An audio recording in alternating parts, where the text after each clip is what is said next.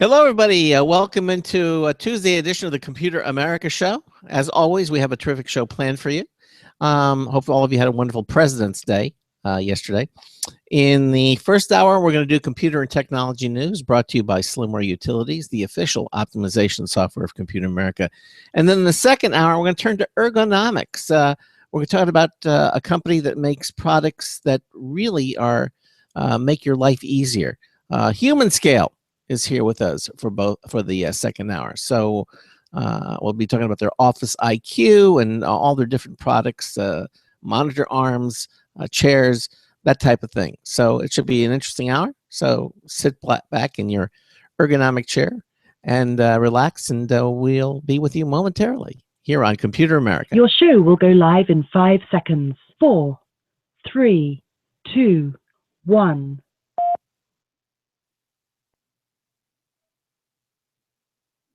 Broadcasting live, it's America's longest-running national radio talk show on computers, Computer America, hosted by national columnist Craig Crossman. Look for Craig's weekly column in your favorite newspaper. This show is being beamed nationwide at ComputerAmerica.com. Keep it here for technology news, computer products, guest interviews, and your phone calls. You're listening to Computer America. Hello and welcome into the Computer America Show. It's the nation's longest running, nationally syndicated radio talk show on computers. Computer America is heard around the world and coast to coast. And I'm your host, Craig Crossman. And I'm your co-host, Ben. And as I said, welcome into a Tuesday edition of the Computer America Show. Happy, hope all of you had a wonderful President's Day holiday. All the banks were closed, that kind of thing, you know. And hopefully you had an enjoyable day. But here we are now, the day after President's Day, and we've got a terrific show planned for you.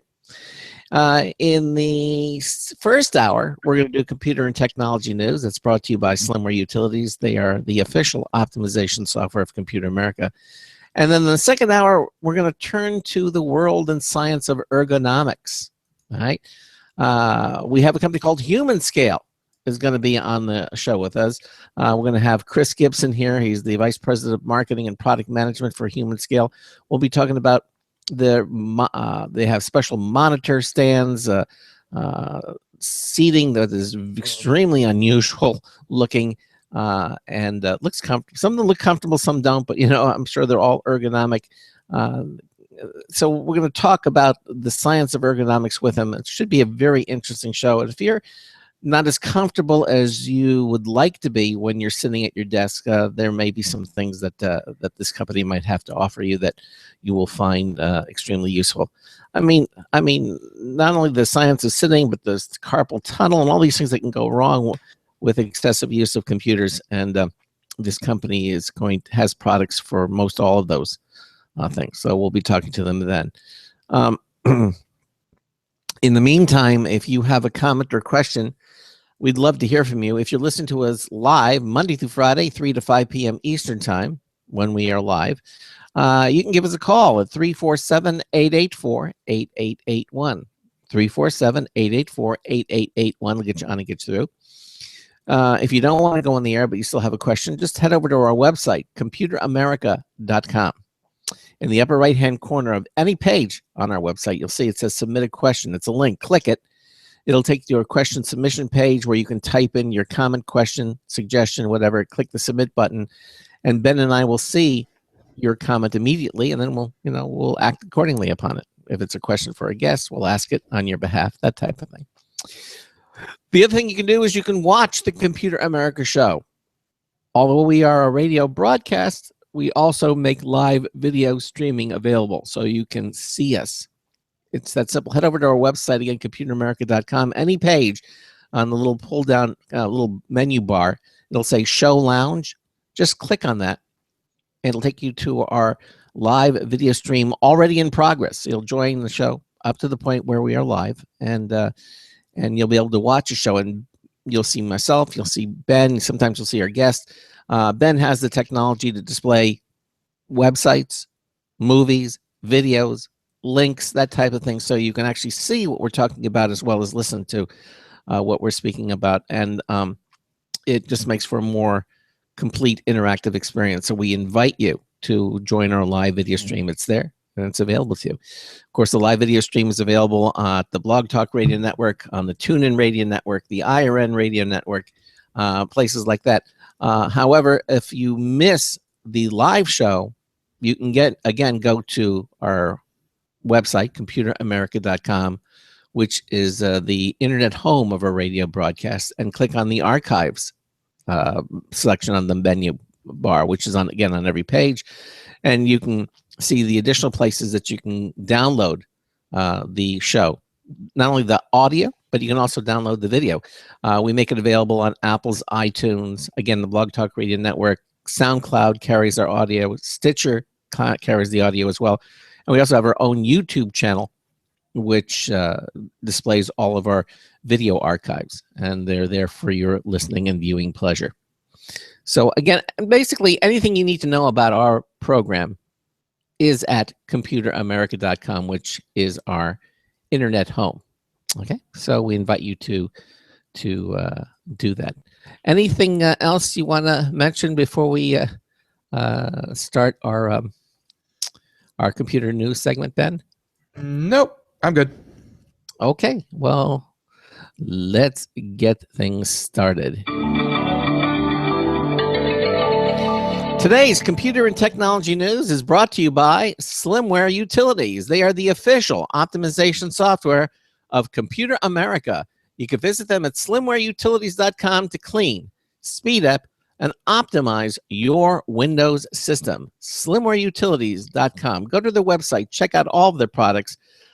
It's quite clear what they do. I mean, it's explained to them. It just basically makes your computing experience easier, like their privacy tool that they recently added to Windows 10. And basically, it configures Windows 10 and all the different areas to bring your privacy to the ultimate level of protection, because it's not really set up properly when you install Windows 10. Things like that. It just makes your life a lot simpler. Download them all. You'll be happy that you did, and you'll thank us for it. SlimwareUtilities.com. All right, so I think for our first story, we're going to go to something that everyone cares about, and that is rap. Yes, rap. Hip-hop, rap, what have you. And for anyone out there who has not been paying attention, lucky you, but, we're going to get our healthy dose today, where the life of Pablo. Craig, have you heard of it? No, I never have until I read the article on Mother. All right, Life of Pablo. It is the latest album from Kanye West. Okay. And for anyone out there who did not know, the only place to get this is, of course, through Tidal. If you have not heard of Tidal, you are one of many, many, many people who have not heard of Tidal. Tidal is an exclusive online digital distribution platform for music, started by Jay-Z, and Kanye is a part owner of it. Okay. So they're trying to get more and more artists to release their exclusives on Tidal first to bring people into the service, because the service itself really has not taken off, like, at all. So they're trying to get people to, release their albums there first. And the latest one, The Life of Pablo, has been, unfortunately, for Tidal, it's been hitting a lot of roadblocks. So this is from Vice, their motherboard section, and yeah. So the release of Kanye West's album. By the way, Jason Kobler, who is the staff writer for Motherboard, actually put this out, saying the Twitter controversy is insane level of anticipation, and the life of Pablo has hastened the death of the first golden era of music streaming. Seems hyperbolic, but the music streaming landscape is now effectively segmented to the point that the consumer, it's inconvenient to have just one streaming service. Having to pay for more than one streaming service is, of course, par for the course in video. And, long are the days that anyone can make do with just Netflix. Though, I got to admit, unless you count Amazon Prime, but that's just like a perk for having Amazon, or at least Amazon Video as a perk for having Amazon Prime. But, I get by with just Netflix. Yeah, Netflix. I just discovered this last night. My wife and I are watching a series called Criminal Minds, and when we watch it on Uverse, it's terribly segmented. They'll play maybe a couple from one season, and we're trying to catch up. And it just so on a hunch, I just went over last night. I went over to Netflix then to see if they had any of Criminal Minds on it, and it turns out they have all 10 seasons chronologically there. So what we're going to do is we're going to start from season 1 and Netflix has long been known for its great ability to binge watch and catch up on shows like Breaking Bad. Long attributed its better runtime because they were like 3 seasons in and it wasn't really catching on, and then they put all the seasons up on Netflix and people binge watched it, got into it, and then requested more seasons. Right. Exactly. So it's nice. So if you're watching it using your current cable or satellite service and you want to catch up, if you have Netflix, check them out, because chances are maybe the TV series that you're watching, they may already have them, and then you can watch them in sequence, so you can make you get a full understanding of what's really going on. And as I said, they had all 10 seasons of Criminal Minds, so we're going to start watching that. So the ones we've seen, that's it. Right. So back to the story though, and so that point aside, he does make good mention that music streaming services, because when Spotify first hit the market, when iTunes first hit the market, they were they were the first. They were pioneering, so of course everyone signed on with them. Mm-hmm. And Spotify, you could listen to pretty much any artist ever on Spotify. But then and just like iTunes, you could buy almost any album on iTunes that you ever wanted from any artist. And of course, after a little while, people emulate success, and now, at least with the music streaming service, we have many different services, and certain artists only make deals with certain streaming services. So you can't just have one music streaming service; you have to have multiple. Like, I know I use Pandora, Spotify, and of course Amazon Music, but that's just because I get that. Yeah. But multiples are good, and iTunes too, and iTunes as well. I don't use iTunes, but people use iTunes. Mm-hmm. All right, so. But here we have Tidal is now the only place to listen to Kanye West, the life of Pablo, or Beyonce's Formation. Beyonce, another huge artist. Mm-hmm. After a period of Tidal exclusivity, Rihanna's Anti is now finally available for Apple Music and Spotify. Mm-hmm. So, and of course, unfortunately, well, not unfortunately, because of these. Tidal has been the #1 downloaded app ever since it came out, but that doesn't mean that Tidal wins or is the best music service. It doesn't mean that you're going to subscribe to Tidal or Apple Music or Spotify, all while remembering which songs for which artists are on specific streaming services. That can be incredibly. That can get too convoluted. Yeah, exactly. What's so special about Tidal? I have not played with it. Tidal is just again started by Jay-Z and Kanye. It's supposed to be the place for artists to release their music as they're meant to be heard. They're in like higher than FLAC format, mm-hmm. Higher fidelity, and just kind of a business run by musicians, quote unquote, to really give you the true experience. And some people swear by Tidal because they do release the very, very high quality audio. It's not just MP3 or what have you. They release the file sizes that are 80 to 100 megabits. Can I just say that I think that services like Tidal and the ones that they're sort of latecomers and they're from the quote unquote from the artists themselves, I don't think they're going to hang in there. I think they're going to make a quick splash, and I think they're going to kind of fade away like so many others because they will realize that they still have to go to the largest distributors, which is like iTunes and the like of them, because I can understand to be real trendy. Oh, I get Tidal, and that's great. But I don't think it's going to last. I really don't think things like companies like that will. Well, last. People haven't really been asking for that. There's of course a small segment of audiophiles that is appreciative of a service like this, mm-hmm. but the general consumer out there did not ask for yet another service to find yet another set of albums that are exclusive to that yet service. It's but you got to see that the reason that they're doing this is yes, they're artists and they can claim artistic integrity through their whole thing, But at the end of the day, every one of these people that we've mentioned so far has a brand, and their brand is them and their music and their art and that kind of thing. And they're trying to sell their brand. And so Tidal is just another part of it. Yeah, I don't hold anything against them. I mean, if they can be successful, but I'm just predicting that it's not going to last. It's like, what was it like when they came out with the headsets, the headphones, and they didn't last. Well, that's not really a prediction. That's like saying that the 110-pound guy is gonna beat the crap out of the 300-pound guy.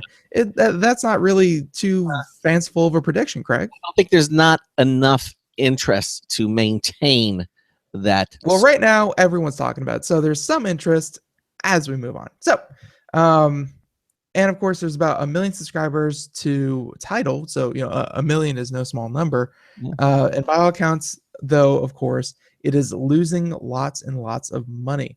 And this is money that, of course, Jay-Z and all these other artists kind of pitched in with. So, and of course, venture capital, I'm sure, played a part. But at the end of the day, even if some of Spotify's users jump ship to Tidal, who has a better library, quote unquote, if you're, a fan of whatever library they have over at Tidal, how is the company supposed to become profitable in an industry which likely no streaming services? And of course, we know that Spotify, Pandora, Tidal, and Rdio was bought out. Google Play and Android Music and all that kind of stuff. They all get their funding through venture capitalists. Like, they really aren't turning a profit either. Apple, maybe Apple might be turning a profit. We don't know. They haven't released the subscription numbers yet. He makes an interesting point here. He says, the music streaming industry, it looks like competition is actually bad for the consumer. Usually competition is a wonderful thing for consumers, but in this particular case, he's saying that the competition is bad because really trying to hold out exclusivity from one service and forcing consumers to join that service in order they can hear that music, I think is just going to work against them. And I would agree with him, Ben. Well, and what also makes this an interesting story is that the Life of Pablo, this new album that was just released. The funny thing about this is that through Tidal, a lot of people who subscribed and paid for and tried to get the album were unable to. Like, they've had to put in calls to their customer service, and there are reportedly thousands of people who have been charged for the music, but they were unable to download it, like, at all. Well, technical issues isn't going to help their case either. It's technical issues, but it's also, it's behind a paywall. It's a quote unquote exclusive to a service that is getting bad reviews and getting panned for just horrible customer support.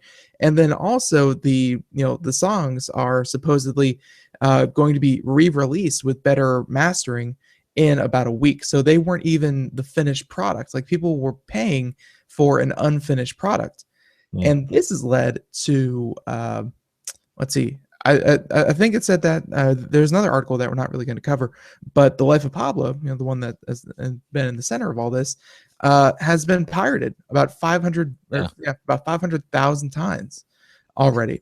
It's like the most pirated thing out there. So when you put it behind a paywall, and you put it behind the paywall of a site, of a service that is questionable to begin with, because again, it hasn't really shown its lasting power.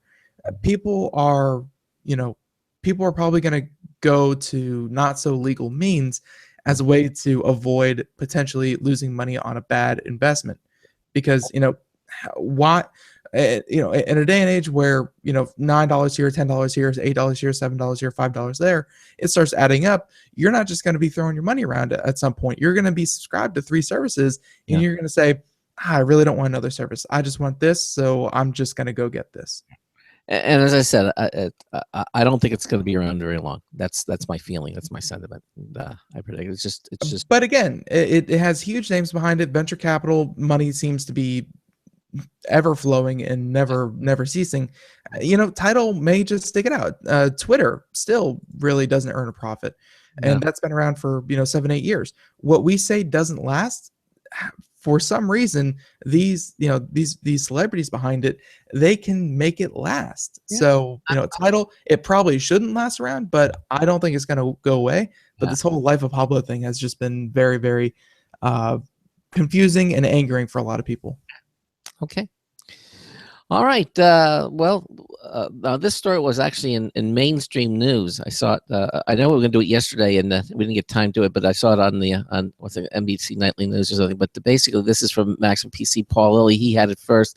Evidently, Apple's recalling some of their cables for their MacBook, the USB-C charging cords. Now Apple is actually doing a voluntary replacement for a limited number of USB Type-C charging cables that were included with MacBook computers through June of 2015. Now, according to Apple, these cables suffer from a design issue that could cause them to fail and not charge the MacBook they're attached to, or only charge them intermittently. And if you have such an effective cable, Apple replaced it free of charge. The recall applies to both cables included with MacBooks and the Apple brand USB Type-C charge cables that were sold as standalone accessories. And by the way, FYI, again, these cables were manufactured in China. Not a reflection necessarily of China, but that's where they came from. Everything from Apple is made in China. Yeah. Well, the iPhone's made in China. What? I know. To see if you have one of these cables, basically what you need to do is look at the cable itself. If it says designed by Apple in California, assembled in China, and nothing else, then it's eligible for replacement. The redesigned cable will contain the same text, but with a serial number attached to it. So that's how you can differentiate between the cables. Evidently, shoddy USB Type-C cables have been an ongoing issue, and it came to light when a Google engineer began leaving user reviews for USB Type-C cables sold on Amazon. He called out the ones that were out of spec while highlighting the potential dangers, including any issues he may have run into himself, and praised the ones that were advertised as advertised and did not, and although it was not so clear as to which one it was. Basically, Google OnePlus also offers refunds to anyone who purchases its own brand of USB Type-C cables, which was found to be out of spec. And more recently, the Google person paid a hefty price for his crusade when a badly constructed USB Type-C cable fried the USB ports on his Chromebook Pixel, along with the device he was using to test them with. Chromebook Pixel, by the way, was that really high-end Chromebook. It was the top of the line, and then he evidently that cable fried it. So basically, just look at the cable. If it says assembled, designed by Apple California, assembled in China, and there's no serial number, don't use it. We get it replaced. It's free. Okay. Right. So I don't know. These new cables, of course, China gets better and better at duplicating. Oh, sure. Whatever it is they do. So be careful, but I too find it hard to justify buying an authentic off-the-shelf Apple cable when you can go on Amazon or one of these other vendors and buy one for a fraction of the price. Yeah. Like I really do like the Apple cable, and I really do want like a 6-foot one. But at the end of the day, I don't think I'm willing to pay $28 for a USB cable. That's only kind of unique to the Apple cables that I do like. I mean, you're right. I mean, you can buy Belkin cables. They have them. Belkin being a name brand, they make some wonderful cables, and back them up. Of course, if you buy an unknown brand, you might be out of luck of getting that replaced. But that's a different story. But one of the things that I've always liked about the Apple cables compared to the third-party cables is that they always have been and continue to be the thinnest, most pliant, flexible cables. The other ones are always kind of stiff or they're thicker. The Apple cable is this thin white cable that's very supple and you can bend it anyway. And I've never seen any other cable that's quite like that. Apple just, I don't know how they do it, but they seem to have cornered the market on that, because even companies like Belkin can't seem to duplicate it. Well, I think a lot of these other cable manufacturers tend to use a lot of plastic. Mm-hmm. And the plastic weave is pretty popular, but Apple has theirs coated in rubber, Mhm. And, of course, that process is going to cost a little bit more to do because plastic is so, cheap and easy to work with as opposed to rubber. But, again, it's just $30 for a cable. I just can't bite the bullet. Okay, fair enough. So I don't blame people for going out and buying cheaper cables. That's that's just the way the world works. Yep. But let's go on to this next story, and this one it's definitely it's an editorial. Just want to throw that out there first, but it's a very well researched editorial. Oh And yes. it's something that we've talked about before, and we'll probably talk about again if when we have him back on the show. But here we have AdBlock, and this is from Engadget, and this is their this is from Violet Blue, and it says rest in peace AdBlock Plus. So, and this is of course AdBlock Plus is not going away. It's not dead. It's not going out of business. Nope. But to this author, it's it's dead. It's dead to her. I learned a couple of interesting things from this article. I'll let you do it, and then I just want to. Right. So first of all, yeah, and by the way, this is something that we've said on the show before, but she did a really good job at doing the research behind it, other than just my blank words. So, and she got a little too carried away and excited when the Interactive Advertising Bureau, or the AIB, the IAB, chief called AdBlock Plus an unethical and moral mendacious coven of techie wannabes. And she immediately wanted to know what the next coven meeting was and how many stars to sew onto my witch cape.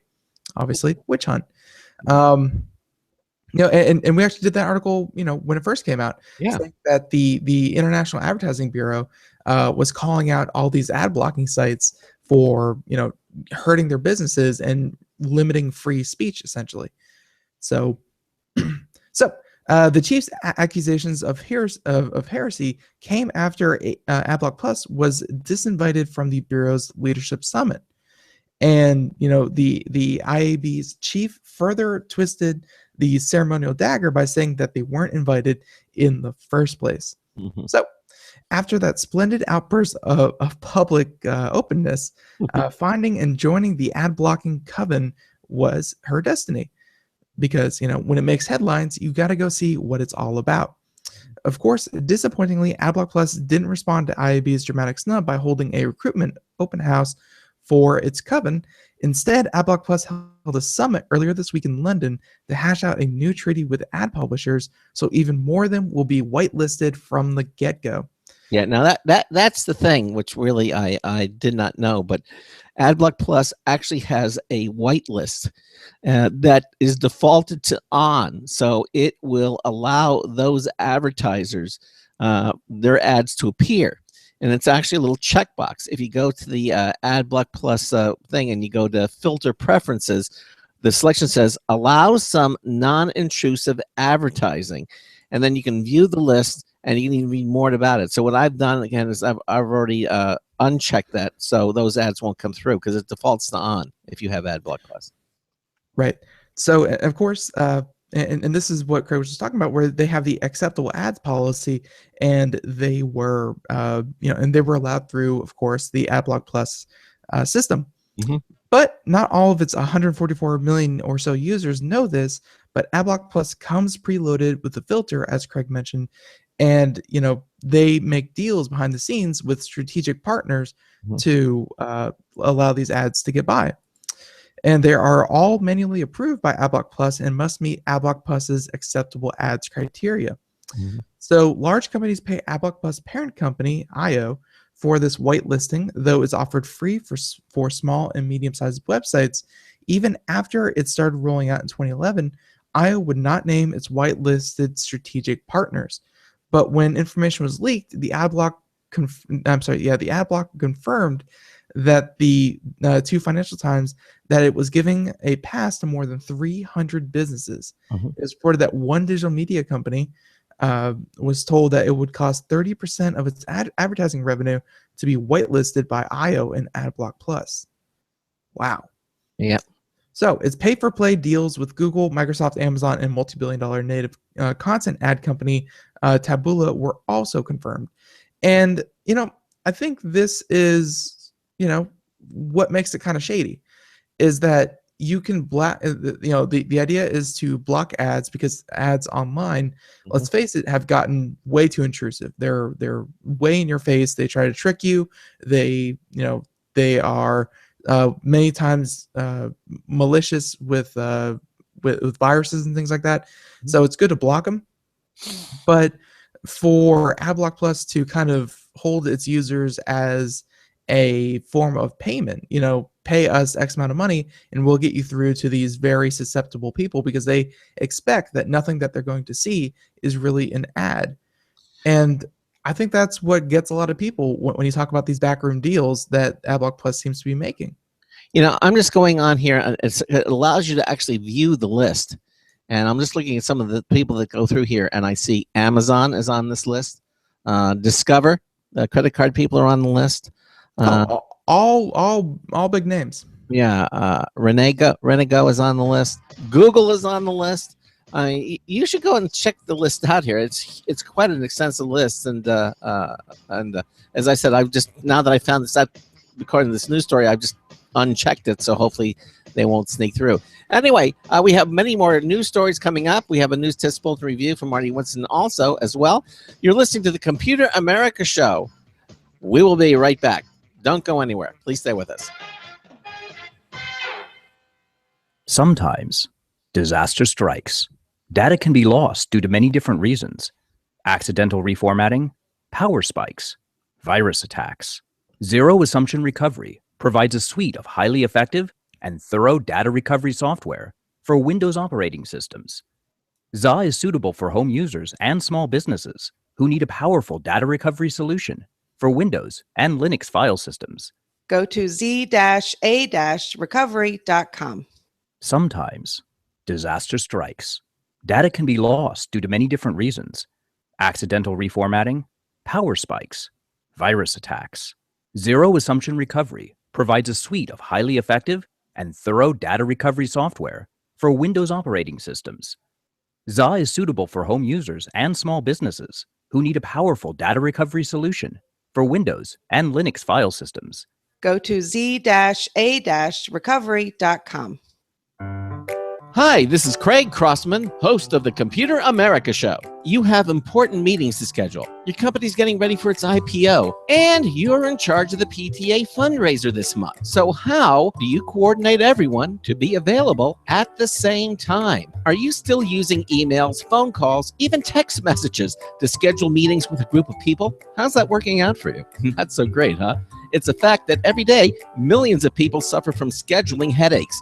Well, with Doodle, scheduling meetings with a group of people is quick and easy. With Doodle, you can easily propose available times to each member. Each one checks off the times that they're available, and then you simply pick the time that works best for the group, all in an easy-to-read display that integrates with your existing calendar. Nothing could be more simple. Give Doodle a try for free, and like millions of Doodle users, you'll truly see how easy it is to find the perfect date and time for all your meetings. That's www.doodle.com.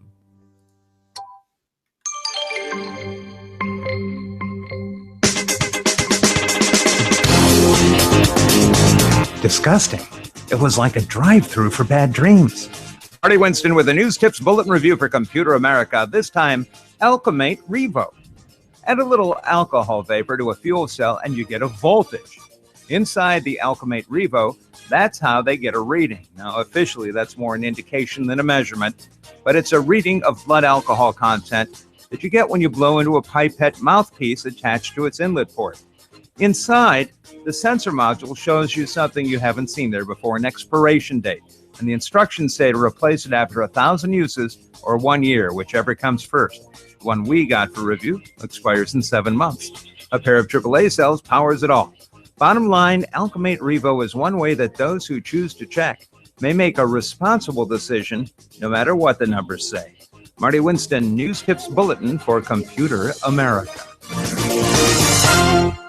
Welcome back to the Computer America Show.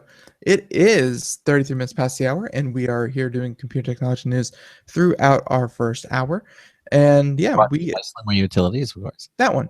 Yeah, and we were just talking about how AdBlock Plus and this whitelisting that they're doing that I think a lot of people don't really notice. Yeah, I didn't notice it. I didn't notice it, and I went ahead and at least they're being open about it. You know, there's always the wonder. You know, well, if I uncheck the box, will it really do what it says it does? I'm assuming it will, because that would really be, low to do that. But I went ahead and unchecked it, and I'll see if I'm seeing less ads, because some ads, as you say, appear.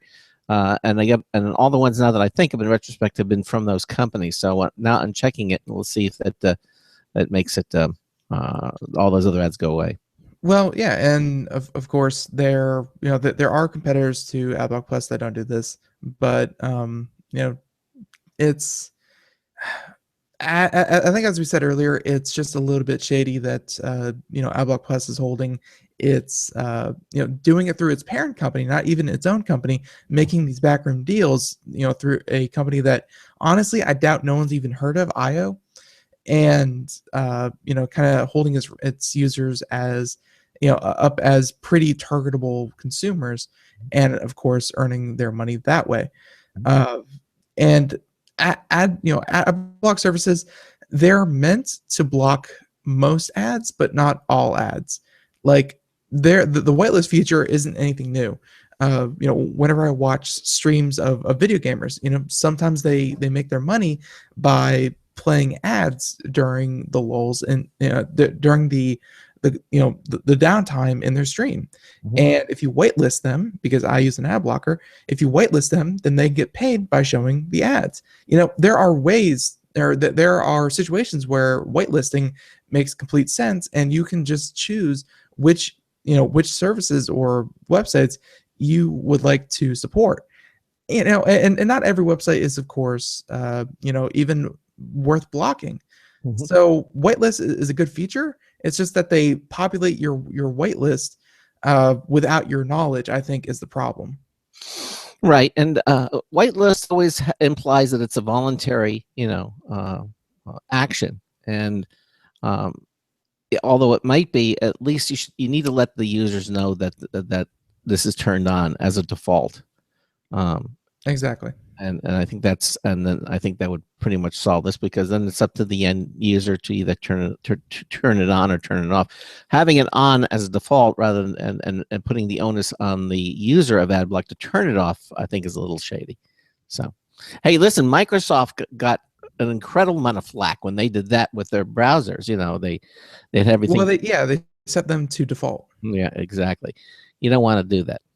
Okay, interesting story though. As we continue on, we got lots of stories here to do, and a lot of them but I'm going to do this. You remember Simon?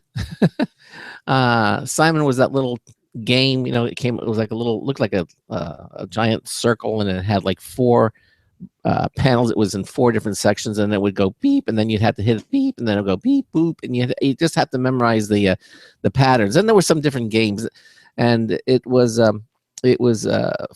released. I don't know when Simon first came out, but it was many years ago. I have Simon now on my smartphone, on my iPhone. They actually have different versions of it, so if you want to play Simon, you can do that. But I guess they finally figured they need to do something to bring Simon up into the mainstream. And by the way, the company is Hasbro, who designed this. So Simon has evolved, according to Engadget, into a touch-free memory game, and it looks really nice. And also, you can play it with friends too. So, according to the story from Mariella Moon from Engadget, Hasbro reinvented Simon in 2014 using touchscreen displays to replace buttons, and turned it into the Simon Swipe. So recently it had been upgraded, but 2 years ago. Now Hasbro is gearing up to release a new version of the game, one that you don't even need to touch to play. It's called Simon Air. And it still throws color sequences at you to remember, but it removes the need for pressing buttons. It senses your hand motions to determine the colors you choose in the sequence you choose them, which is kind of cool. All right.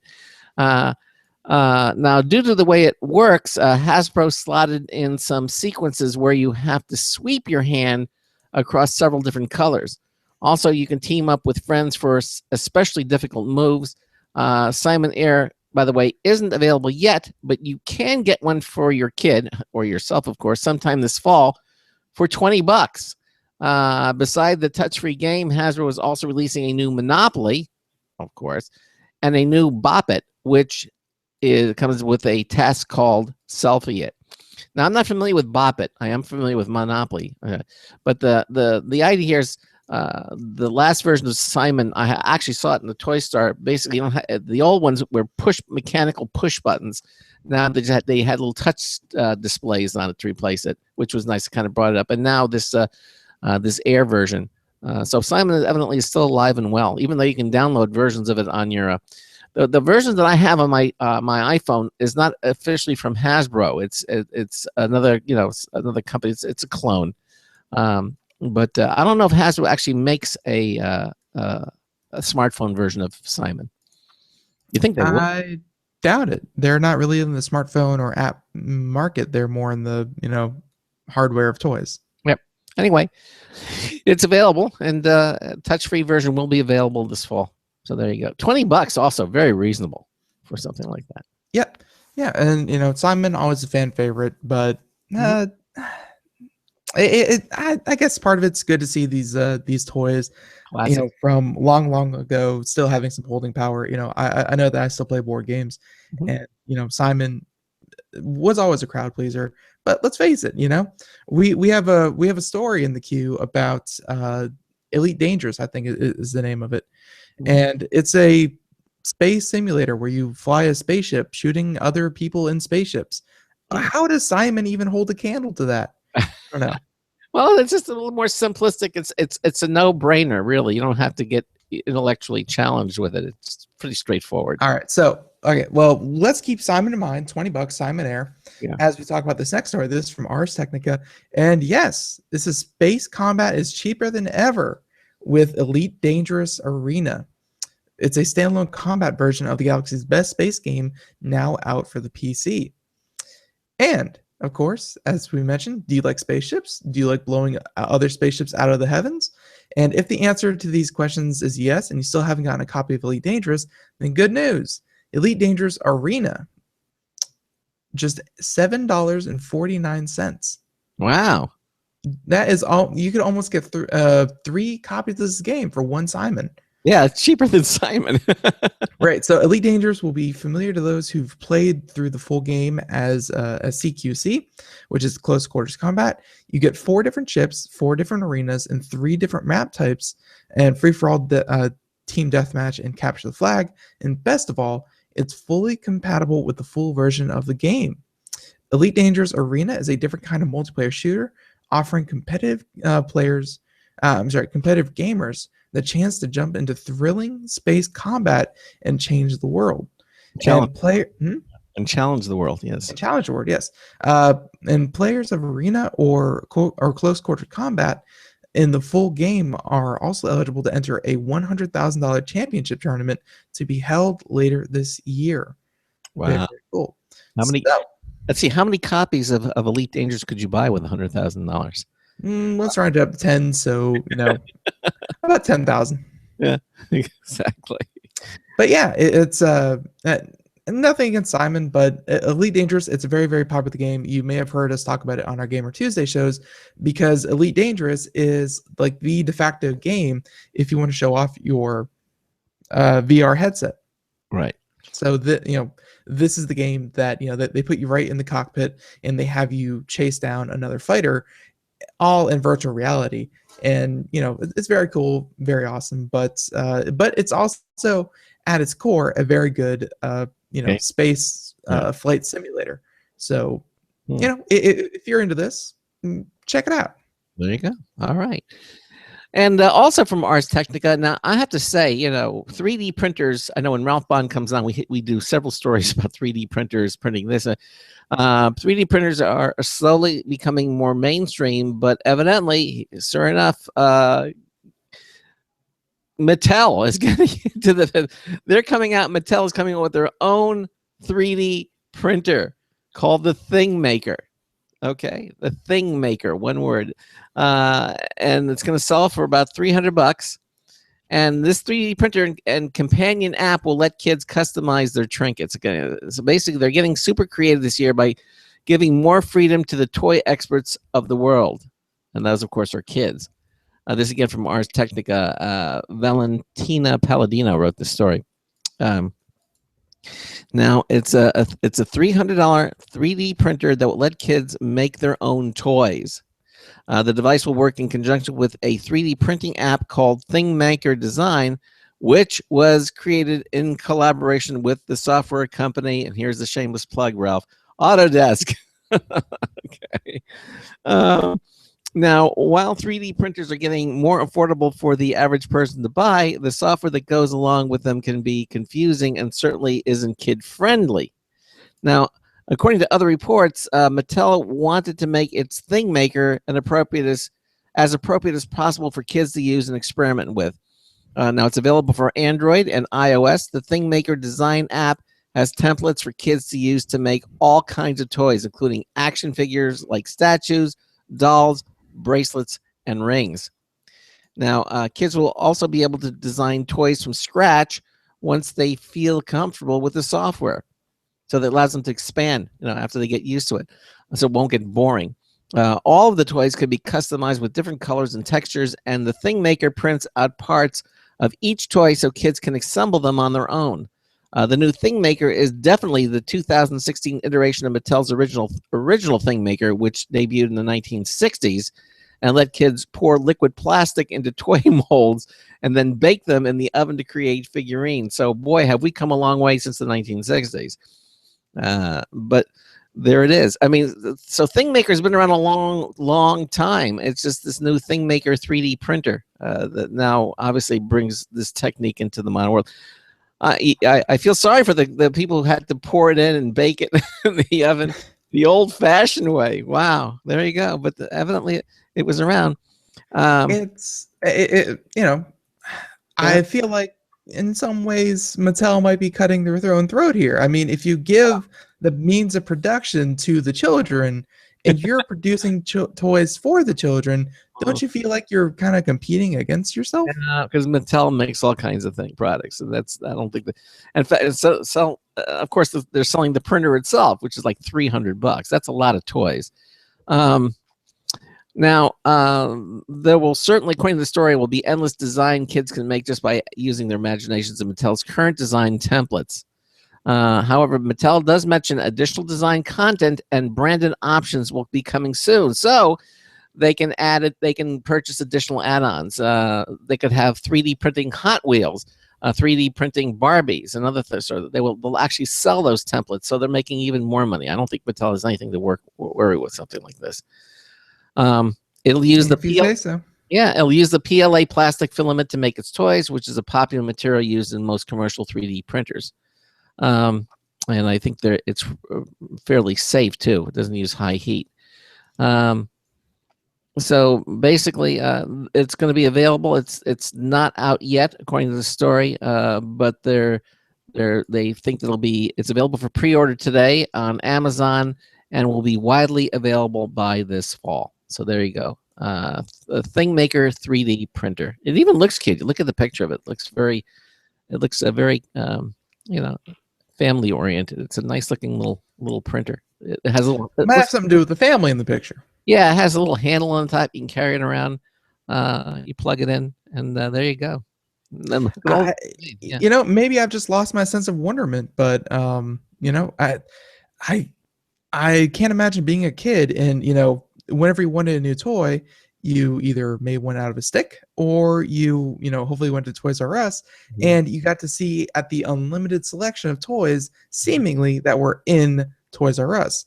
Yeah. I can't imagine being a kid nowadays and just saying, here's the 3D printer, anything you can imagine, we can help you and we can make that toy for you.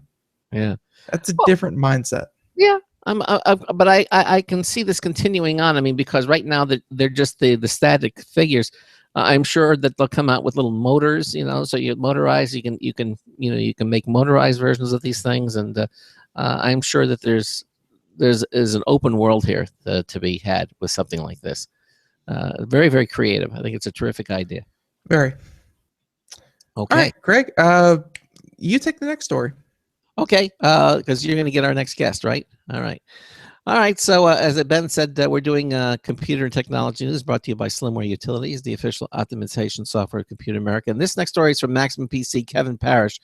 We talked about this earlier. Torrents is now coming out with a plugin, and evidently these plugins are not having security issues. Surprise, surprise.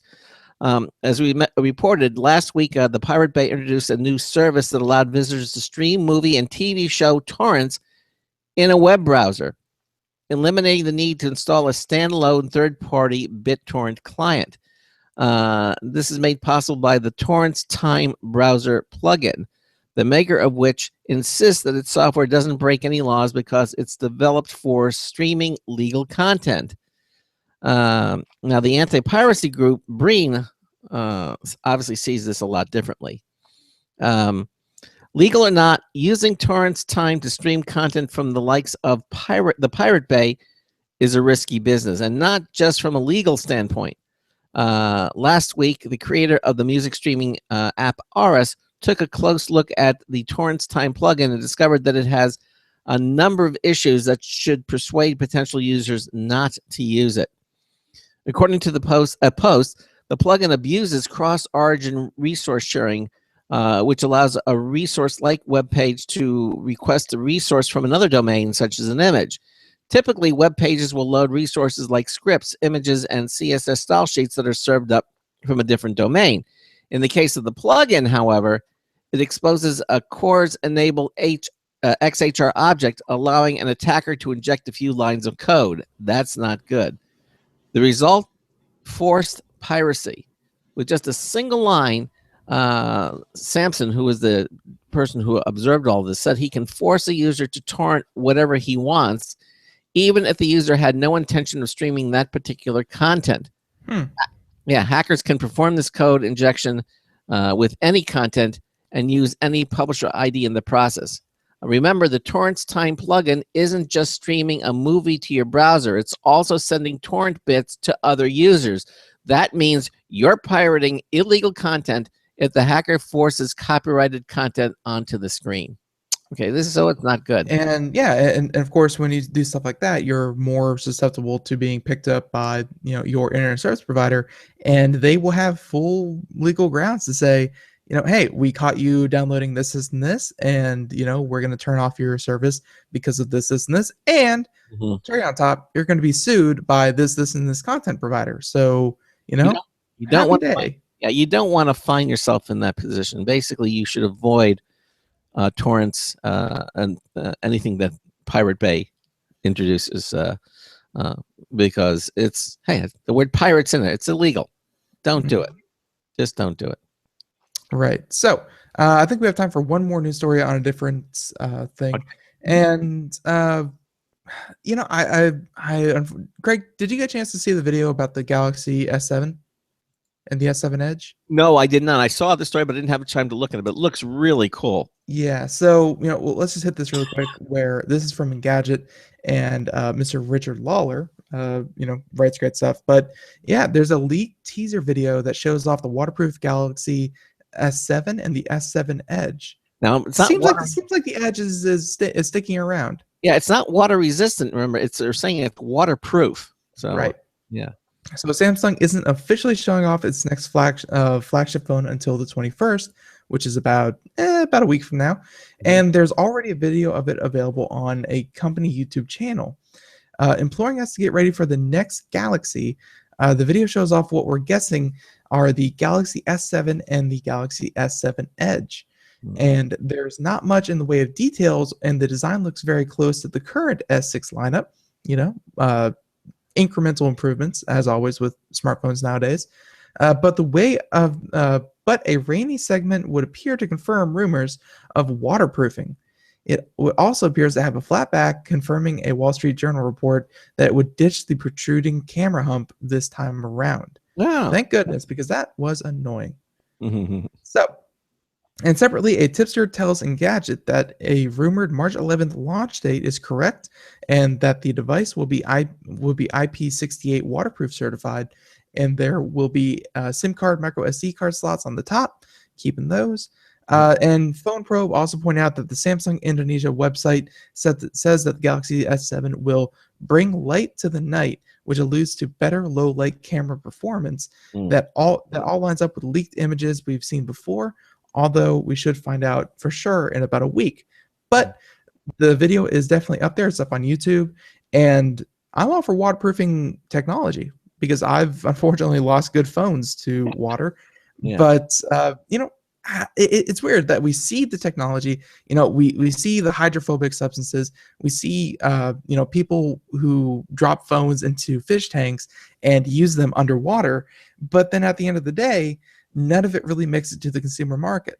Yeah, that's maddening.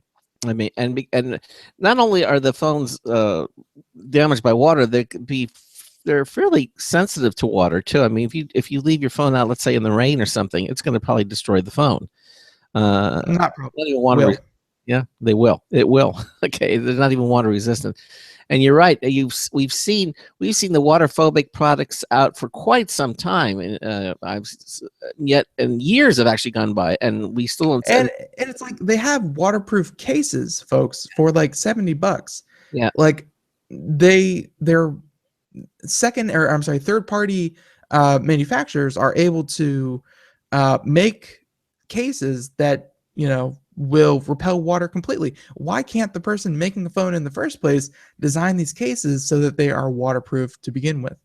And I'm hoping if Samsung does it, Apple's not too far behind. I hope that every smartphone manufacturer at some point dropping your phone in a puddle isn't, the death knell of the phone. Yeah. I think you're right. I think eventually, I mean, all smartphones, given the nature of what they are, and getting wet is something that happens so frequently, and obviously the solution is there. I'm surprised it took this long to get them out, but I'm glad to see that we're starting to see it. I don't know if the iPhone 7 is going to have water resistance. I have not read any of that in the teaser. I've seen some of the things, the wireless charging, but I have not seen water resistance anywhere for the upcoming iPhone 7, which is due to come out in September, I believe, is when they're due for its next release. It usually comes out right after the Worldwide Developer Conference. Yeah. Yeah, exactly. All right. Well, so it looks like the next Galaxy S7 and the S7 Edge. I have always liked the S7 Edge. I'll tell you something. Had I not had an iPhone, I'm not vested in the technology, I might have looked at the S7 Edge because it's just a really cool looking phone. I mean, the screen partially wraps around this side, so you can literally put it face down, and you can still see information like the time and the color and everything without actually having to pick the phone up, which I think is kind of cool. But I'm glad that they kept it, even though many people, including Sandy Berger, who's our correspondent, said in a near unanimous voice, why? It's like, what purpose does that's so very niche of a purpose. Why bother doing that? But they're sticking with it, I saw another sci-fi picture the other day, and again, every single science fiction picture, movie, TV show that I've ever seen, when they want to show a smartphone, it's always completely transparent. It's like a transparent block of acrylic. It's always transparent, and I would like to see that eventually. I think that would be so cool, having the phone completely transparent, like a little glass block that you hold, or a little glass rectangle. I think that would be very, very interesting. And everyone, it seems to be pointing to it, and maybe eventually. It seems to be pointing to it in 20, 30 years, but it depends on how fast forward the sci-fi you're watching is. Because I can't help but feel like 300, 400, 500 years down the road, we don't exactly go back there and open up our giant scroll work as we try to read our books at night like they did 400 years ago. So in a couple decades, yeah, sure, transparent acrylic electronics, we've already seen that kind of technology, and it just needs to get a little bit more refined in research and development. But in 200-300 years in sci-fi, that just shows lazy writing, because I think, why not have everything just digitally downloaded to to your eyes or something? I don't know. There's more futuristic things than a clear tablet. Yeah. By the way, some of the stories we just didn't get to, we talking about 3D printing. Doctors can 3D print body parts now. I'm actually looking at a picture of an ear, and it looks like a petri. It's weird. They 3D printed the cartilage for an ear, and they have it in a petri dish, and it's kind of gross, but put it onto someone's place where an ear used to be, and put on some skin grafts, and hey, it's a fully functioning ear. Yeah, exactly. So when someone says, "Hey, lend me an ear," what do we do? Well, a lot of people unfortunately lose ears, noses, and that kind of thing all the time. So imagine if you needed a nose transplant, they could just print you a new nose. I wonder if you could use the Hasbro 3D printer to print one of those. Yeah, you can, at least for noses, but it ends up looking like those glasses with the big bushy eyebrows and the nose. Exactly. All right. Coming up in the next hour, we're gonna have Humanscale is going to be joining us here. We're going to talk about the world of ergonomics and the products that are based on purpose and function and making you a lot more comfortable. We're going to have Chris Gibson joining us, Vice President of Marketing and Product Management for Humanscale. That's coming up in the second hour. We're going to take a short momentary break as we continue on with hour 2 of the Computer America Show. Please stay with us.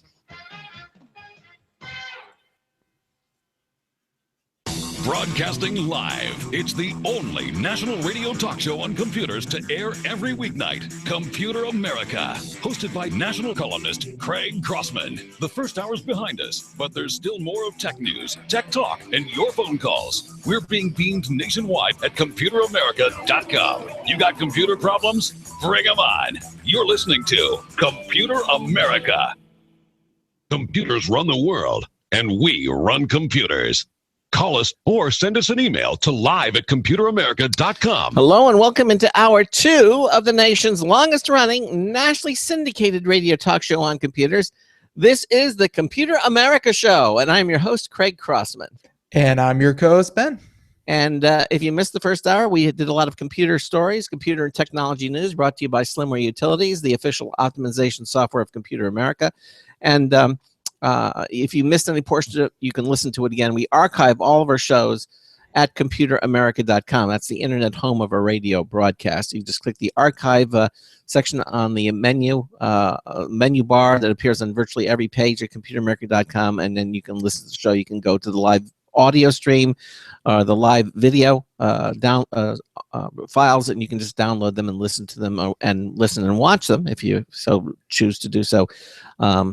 It's all available at ComputerAmerica.com. Okay, so interesting first hour. Lots of news stories we didn't get to, but as I said, there are plenty more. But now we need to turn to the world of ergonomics. Ben, anything else before I bring her on our guest? Nope, I'm good. Okay, so as I said, Humanscale. It's a company that believes that the best designs are based on purpose and function. If a design solves a functional problem as simply and as elegantly as possible, the resulting form will have a beauty that is honest and timeless. It's a wonderful philosophy. Humanscale is now the global ergonomics leader. That's saying something. With a reputation for designing intuitive products which improve the comfort and health of office workers. Now, here to tell us about all of them is Humanscale's Vice President of Marketing and Product Management, Chris Gibson. Chris, welcome into Computer America. How are you? Good, Craig. How are you? Thank you for being here with us on the show today. So happy to be here. So tell us a little bit about Humanscale, the company, and then your role there at the company. Sure. Humanscale was founded in 1983, and we were really the pioneer of ergonomic products for the office. The company's founding coincided with, of course, personal computers really starting to land on everyone's desk in the office space. And people began to experience workplace injuries. I mean, things like carpal tunnel, eye strain related to monitors, neck and back pain from poor posture related to, using personal computers excessively and really working in a new way. And we started by creating products that address these types of issues and create a more comfortable environment through products that are designed to encourage wellness and movement. And that's really what we still do today through a broad portfolio of products such as task chairs, height adjustable desks, monitor arms, task lights, and things like keyboard systems as well. We also have a healthcare business to address point of care product needs, as well as an ergonomic consulting business. And really we create products that make the workplace more human, if you will, and comfortable. And as all of us really in the United States on average spend about 55% of our waking hours at work. So we really see it as our responsibility to deliver products to people that are healthy and comfortable and help them work more effectively. I mean, considering the amount of time, we spend in the office furniture really shouldn't be an afterthought. And actually, we don't even really consider ourselves an office furniture manufacturer, but more a company that creates high performance ergonomic work tools that allow you to adjust your work to you versus having to adjust to your work. And in my role, I lead marketing and product management. And this really entails just making sure that we have the right products in our lineup and also making sure that we're communicating, what I believe is a pretty unique message in the right way. Yeah, I remember when years ago when I first heard about carpal tunnel syndrome. I mean, all these things that are health related and I guess positional related to how you approach the technology that you work with, be it a computer or whatever, how you are positioned and the lighting and all these things really factor into how well you work with these products, and the science of ergonomics really has come a long way. Tell us a bit, I mean, how did the company start out, and how long have you been around? So it's the 33rd year. So since Right. the early 80s, the company's been around, and we've evolved quite a bit. We've had we've always been focused on things that promote health and movement and comfort in the workplace, as I mentioned. But we've evolved from things like ergonomic accessories to monitor arms to task seating, and now getting into more height adjustable workstations and moving into technology which furthers health and promotes movement in the workplace.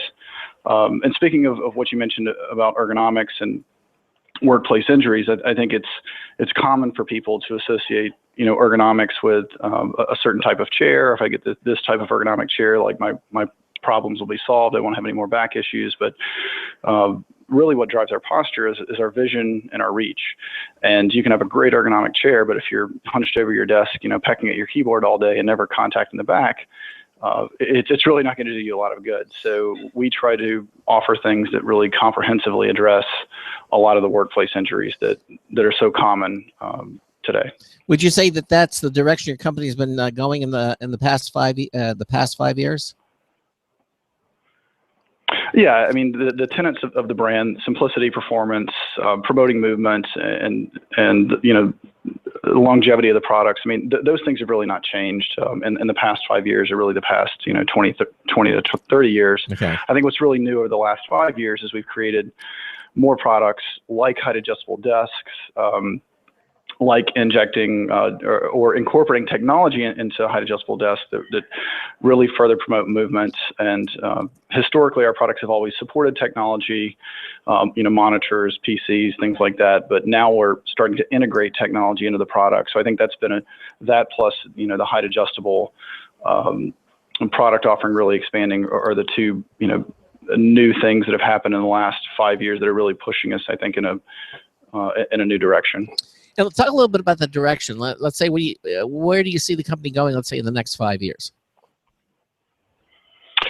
Well, I mean, I think people in general are more aware now of the health risks associated with sedentary behavior and some of the workplace, the results of working in poor postures. So I think that's becoming just the general public is more aware of those types of issues now. And we believe this awareness is going to continue to increase, which is a really good thing, for us, because we feel like we're offering things that really can Right. help address all those issues. So we're going to continue to do that, but I see us certainly leveraging technology more to help people increase the utilization of things like, say, sit stand, or help more effectively design a workspace to be more healthy, more effective. And what I mean by that is we've developed a product recently called Office IQ, which essentially is a system of sensors and software that is incorporated into some of our products, including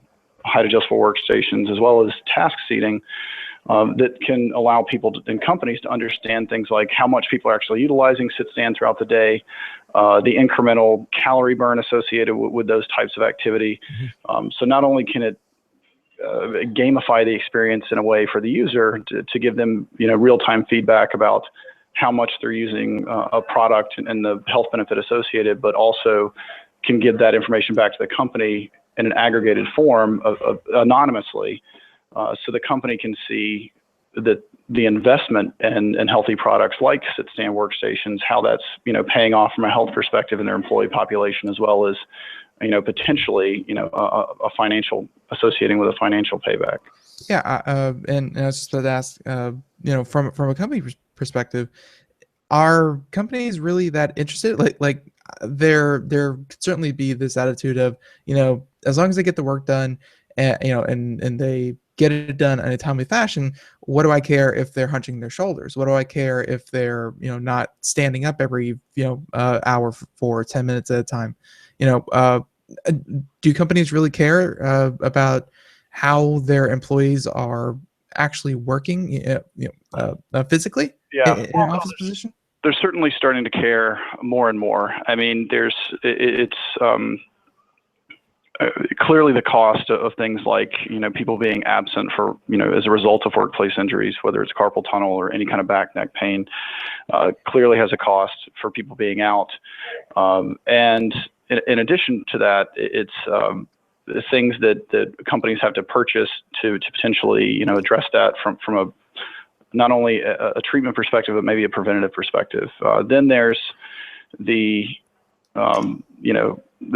potential insurance benefit side of it. So what I mean by that is we always get asked by companies when we are talking about them potentially converting to some type of sit-stand workstation, we consistently get asked three things. One is, well, how do I know that my team members are actually going to use it?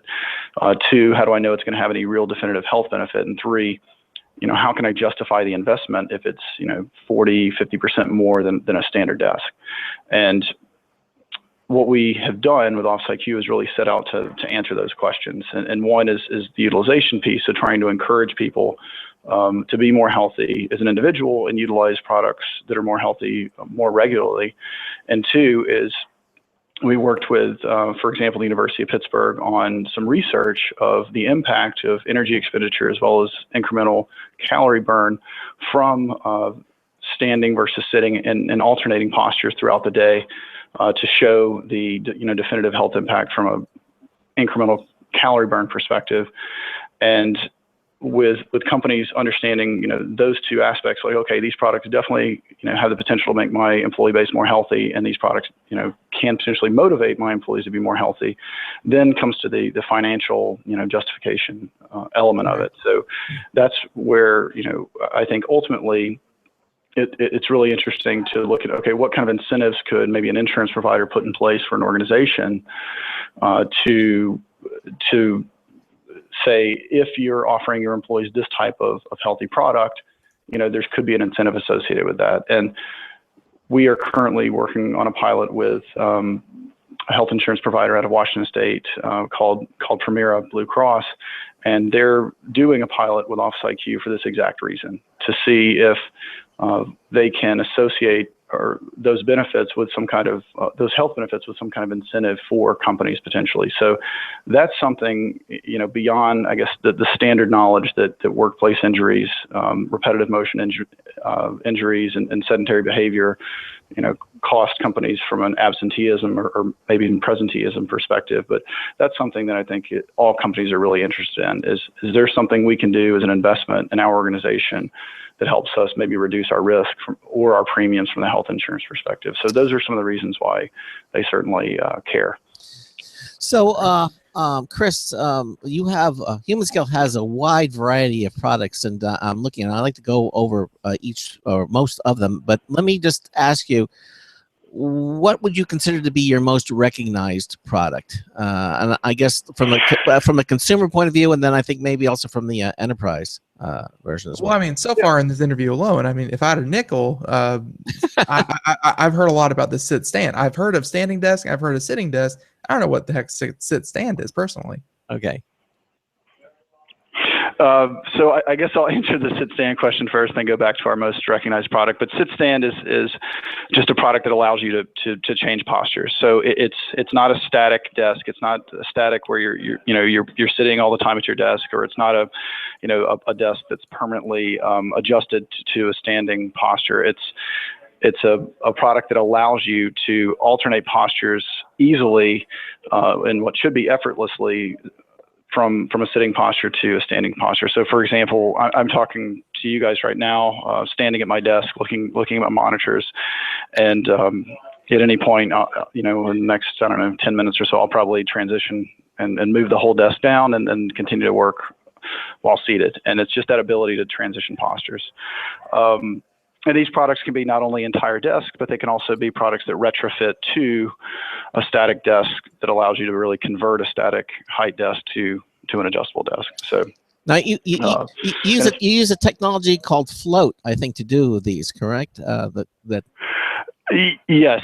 Float is the name of the height adjustable desk that we have. It's called the float table or the float desk. Mm-hmm. And that is really an entire desk that is operated. It's got a counterbalance mechanism, so and it adjusts for fluctuating weight loads.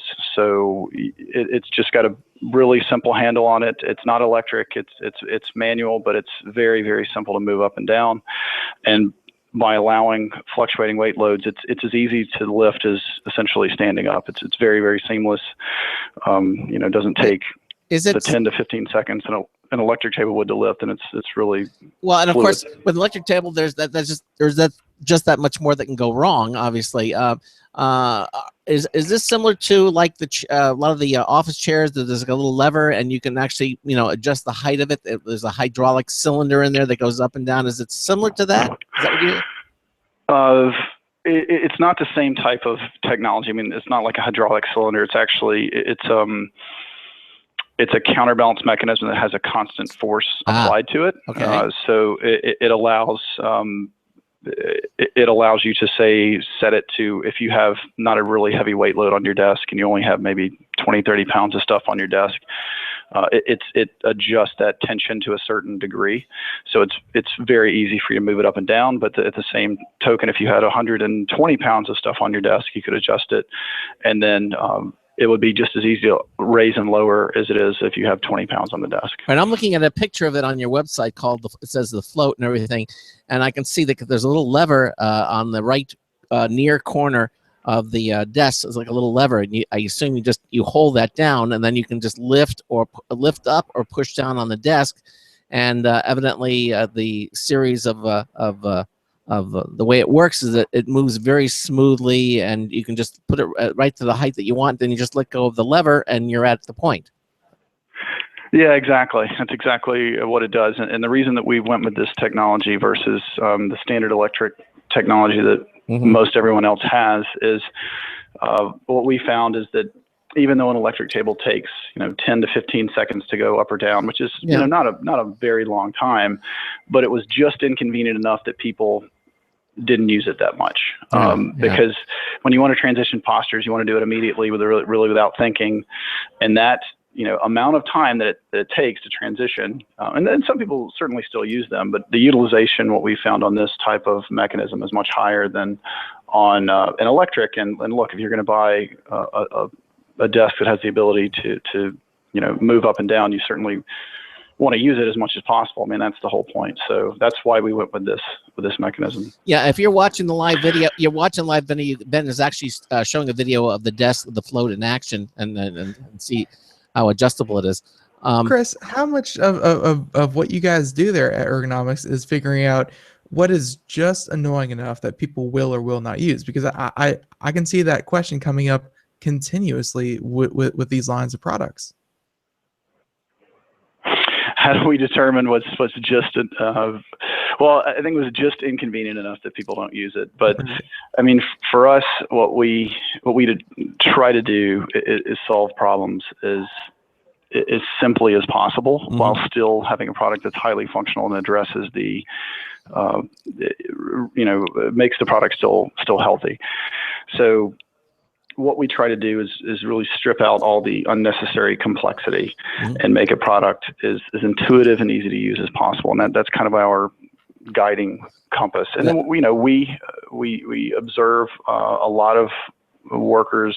We do a lot of research in that sense, and we get a good understanding of what is intuitive to people. And for example, with the chairs, which you asked earlier about the most recognized product, the most recognized product we have is probably our Freedom chair, which is designed by Niels Different, and it launched in 1999.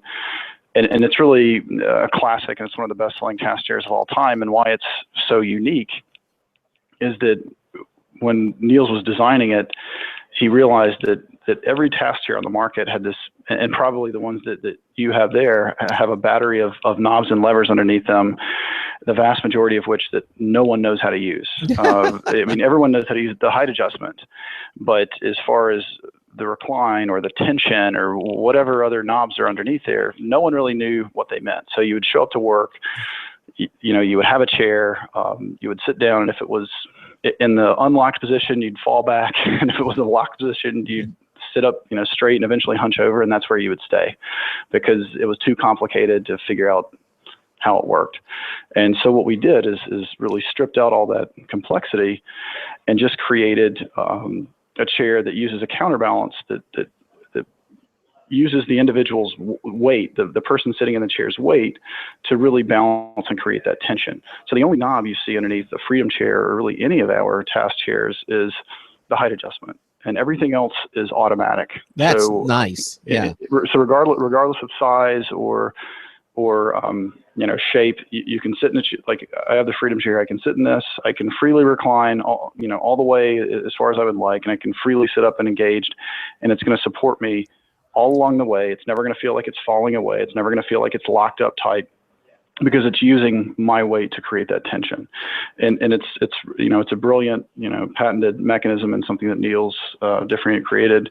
And that's part of what I mean by, understanding that those knobs and levers were probably just inconvenient enough that people didn't use it. And nobody wants to be trained on how to sit down, right? You just want to, you just want to do it. You want to be natural. And this allows people that freedom of movement, so reclining, sitting engaged, without, really having to worry about anything. And you can get onto what's important, which is doing the work. And that also leads back to the question you asked earlier is, why would a company care? Don't they just want people to do the work? Absolutely. But this and other products like this allow people to do their work in a very productive and healthy way. So nothing really stands in the way of what they're trying to accomplish. Well, having been one of those people who would sit down in an office chair and there were like 4 or 5 different levers on it, and I would say, what does this one do? And then, you're right, it can become very confusing, and you sort of you try to find the best possible position for the moment, and you lock everything in place, and you don't mess with it. Except the only thing you may mess with is the height, and even that you kind of leave alone. So the fact that this chair, this chair was designed by. Sorry, go ahead. This chair is designed by Niels Different. The fact that it just is sensitive to any pressures that you may put on it, leaning back. How could you take away that feeling, that heart-stopping panic when you lean back too far and you think the whole thing's going to flip over backwards on you? I miss that feeling. I've been there and done that. That's not a fun thing, to happen. So with this chair, it basically it conforms to whatever position you pressure you apply pressure, and then it remembers that and it just kind of stays there until you wish to change it. Well, yeah, because it's using your weight to counterbalance it. Right. So exactly. And what's really nice about that is 1,000 people are going to walk into the office building next door here in New York tomorrow morning, and if they had Freedom chairs or chairs like this that we make, basically everyone would sit down and that chair would be basically automatically adjusted to them personally. Like they wouldn't have to do anything. And that's a big deal. And I think it's, that convenience and automatically knowing that you're put into a comfortable and healthy position without even having to worry about anything, right, is something that we're certainly, proud of. And right. But now, you guys, I'm sure, would recognize the Freedom chairs. I mean, you have them there on the website, but yeah, they're also on a lot of television shows and movies. I mean, they're on late night, like for example, late night talk show hosts like Conan O'Brien or Bill Maher. Those are all Freedom chairs on their shows. So it's a pretty recognizable chair. But the most amazing thing about it is not the aesthetic, but it's the patented mechanism. Well, and you get into recognizable chairs, but you have something that's ergonomic design. And then as I start going through the products, when seating, I take a look at the Ballo. Now, you look at that, and let me just, for those of you who are not watching the live video stream on Ben, think of a mushroom that has a mushroom cap on both ends. It has a mushroom cap, a stalk, and then another mushroom cap. That looks extremely interesting. How does someone sit on this and be comfortable? To me, looking at it, I would question that. So you get enough of them and you make a buckyball. That's funny that you mentioned that. I've heard people say that numerous times. When I was in our Paris office a few months ago, one of the reporters who was coming in to cover some of the products called the Ballo Le Champignon, which is the mushroom in French. It's not. I guess it's pretty universal that people think it looks like that. But so that product is different than, of course, a task chair. I mean, really, the intention with that product was we wanted something that would encourage movement, but was more of a short-term seating product for quick touchdown meetings or transitional spaces, or just having quick meetings with colleagues. And of course it's reminiscent of an exercise ball, but with the advantage that it doesn't roll away, and it has a weighted bottom, so it stands up straight. But those air-filled domes are really, when you're sitting on that product, you can't help but move, and it's not an extreme amount. It's really what I consider low intensity kind of physical activity. So you're constantly in motion when you're on it. It kind of promotes that, I guess, active sitting. And it's just a good, supplemental product for an office or lobby or meeting spaces. But it's not something that we're considering as a permanent replacement for a task chair. It's just for short term. Well, they're quite colorful, so I could see them like in the lobby or something, and people, or in a recreational, or maybe in a food court or something where you have a short duration, or you're gonna have lunch or something. And having a number of these out and available, I think would be quite visually pleasing as well as interesting.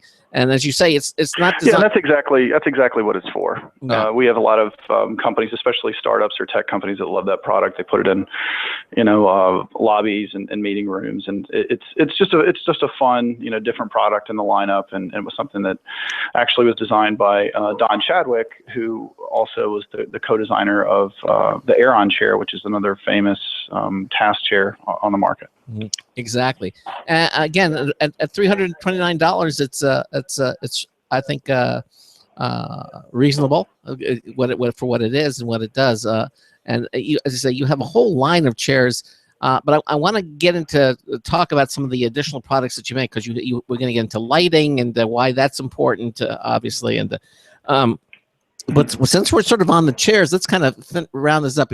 You had the Freedom task chair that you talked about. You also have something called the Freedom headrest, and then you have the different smart chair, the Liberty task chair. What are some of the differences between these chairs? You even have one called the Saddle Pony, which looks kind of interesting.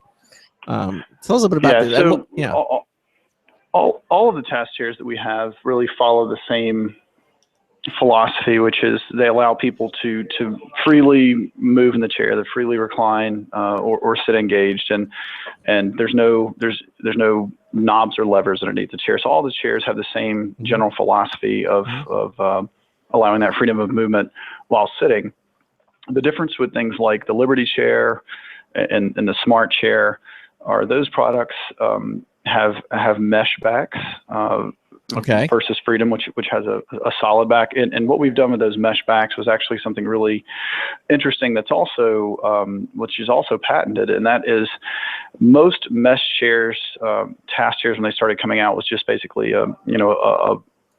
I guess one piece of mesh kind of stretched across the back of a frame of a chair with maybe a lumbar support or something externally pushed up against it.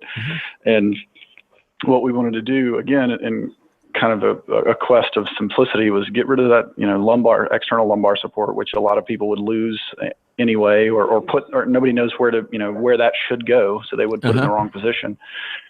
But mesh, of course, is so flexible. It was hard to find a way to create a mesh chair that would support people properly. So again, Neil Stifriant, who designed the Freedom chair, came up with this idea of creating this tri-panel mesh on the back of the chairs, which was basically sewn almost like a tailored suit. So when you sit in it, it basically conforms to your lumbar, like a tailored piece of clothing.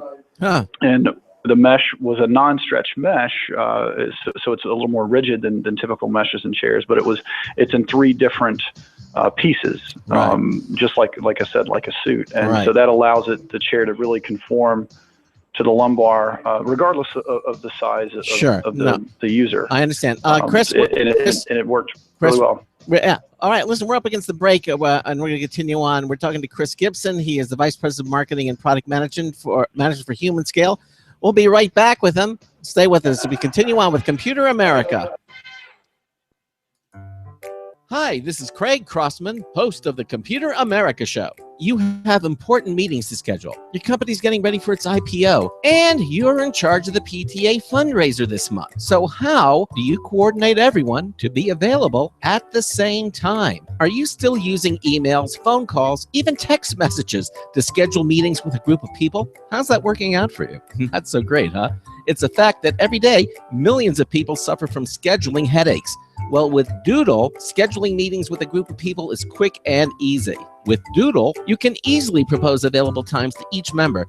Each one checks off the times that they are available, and then you simply pick the time that works best for the group, all in an easy-to-read display that integrates with your existing calendar. Nothing could be more simple. Give Doodle a try for free, and like millions of Doodle users, you'll truly see how easy it is to find the perfect date and time for all your meetings. That's www.doodle.com. Looking for a best friend? Brother Wolf Animal Rescue has your best friend waiting just for you. The mission of Brother Wolf Animal Rescue is to help build a sustainable, no-kill community where no dogs or cats are ever killed for population control, where true euthanasia is reserved only for animals who are irremediably suffering or for animals who are truly a threat to society and with no hope of rehabilitation. Brother Wolf staff and volunteers go door to door, neighborhood by neighborhood, to educate citizens about local resources available for at-risk pets and to help their families connect with those resources. Brother Wolf's community-based approach to no-kill helps keep family pets healthy, happy, and in their homes and out of the local shelter system in the first place. For more information or to make a tax-deductible donation to this wonderful 501c3 organization, visit their website at www.bwar.org. Help to realize Brother Wolf's vision when no animal is euthanized for lack of a home. Who's a good boy?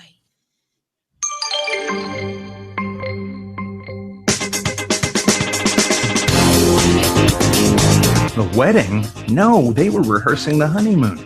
Marty Winston with the News Tips Bulletin Review for Computer America. This time, CADsoft and Visioneer 11 Pro Architect software. Designing and building our editorial project house was almost easier than documenting it until CADsoft sent Envisioneer 11 Pro Architect purpose-built CAD software for building things roughly house size, from pole barns to light commercial buildings. We got a head start with the AutoCAD files from our designer, to which we're adding wall and roof textures, major brand appliances, and a lot more. Once populated, we can generate all manner of renderings, including cutaways, exploded views, and again, lots more. Bottom line, the CADSoft Envisioneer 11 Pro Architect software is for our needs a great way to show how a house comes together by letting us visually take it apart. Marty Winston, News Tips Bulletin for Computer America.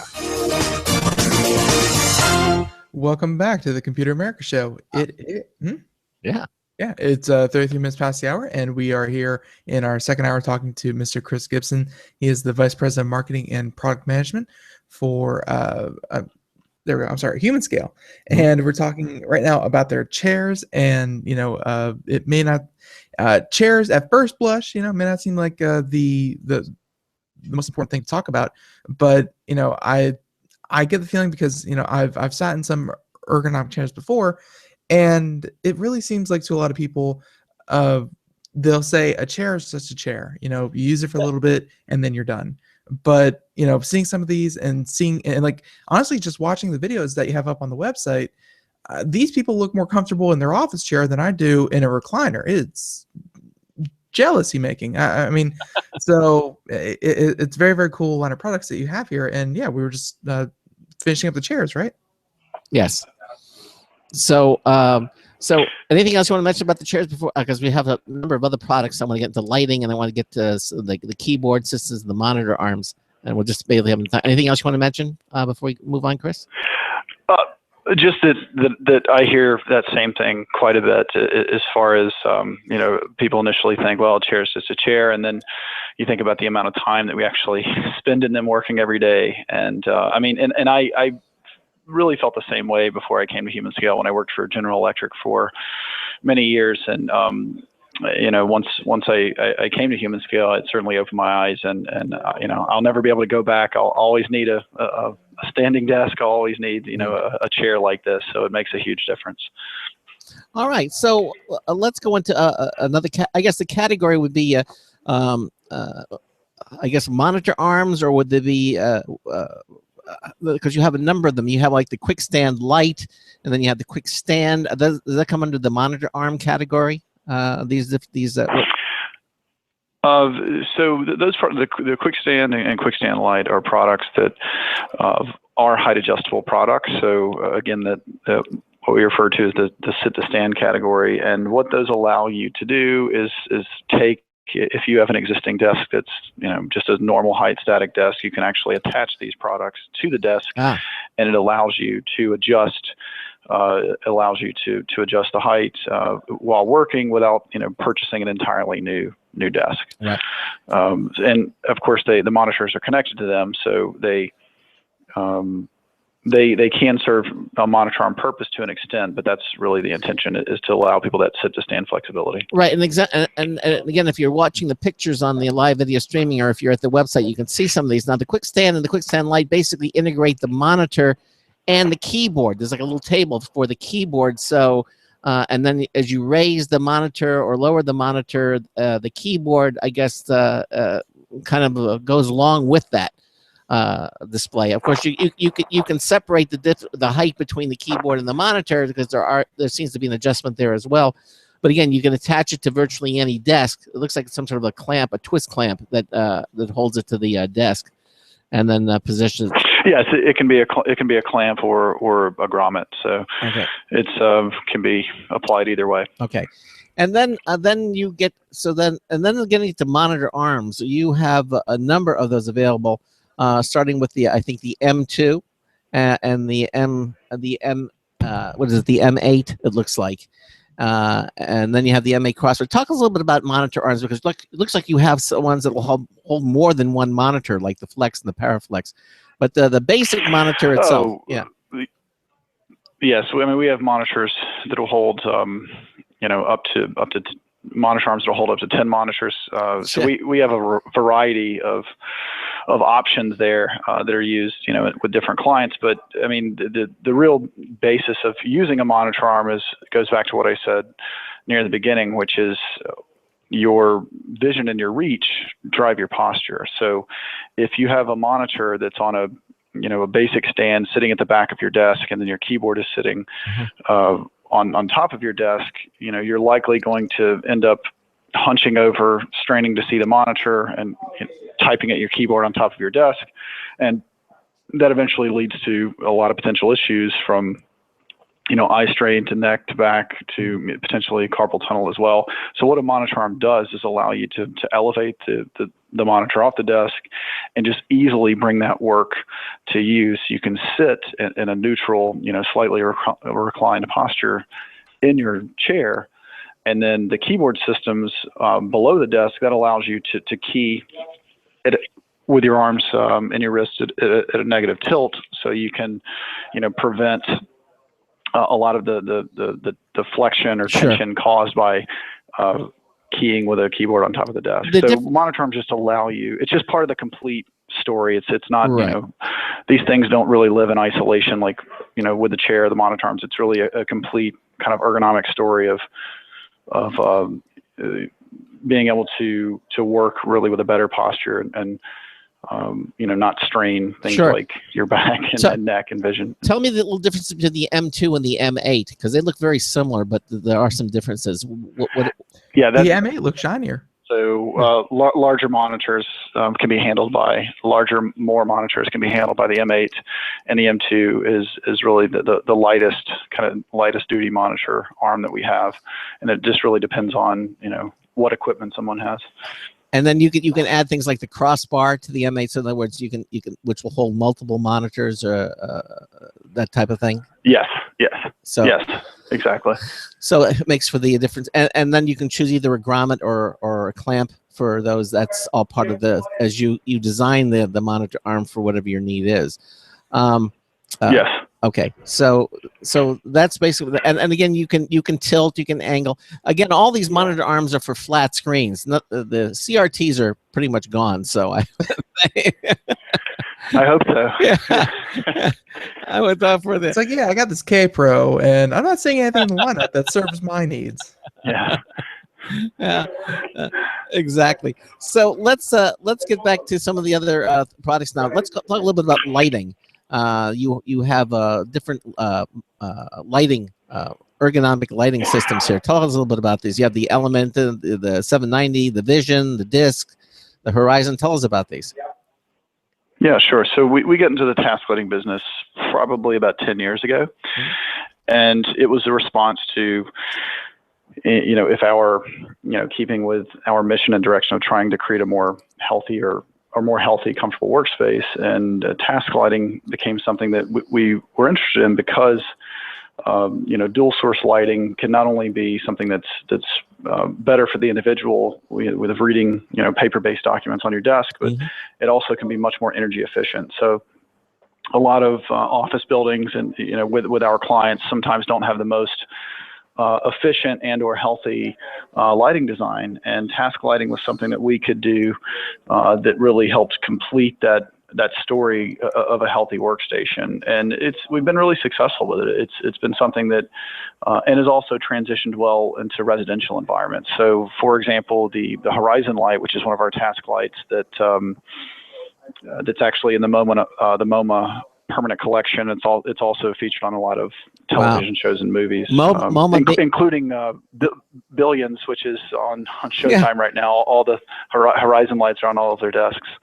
But that product really, it can function well as a task light, and it can be, a really nice residential light. So it also, task lighting helped us kind of bridge that gap between, okay, this is not just an office product. This can be something that can be, useful and beautiful in the home as well.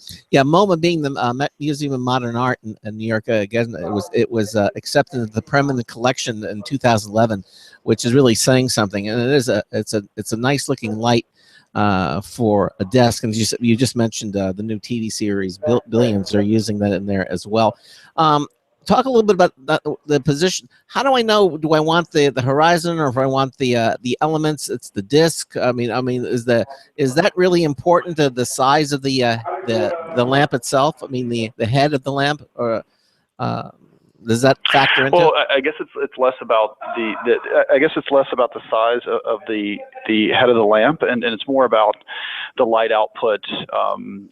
the light intensity, the light color, the reach of the product. So the Element task lights, the disc, the Horizon 790, all have a little bit more reach than Horizon. So they're probably better from a task lamp perspective, but they all have dimming capability. They all, some of them have sensor technology, so they will turn off if someone's not present. So that they have a variety of features. But, that's interesting. They all are intended to. So when I get up and go away, the light turns. Sorry, go ahead. When I get up and go away, the light turns itself off. That's kind of interesting.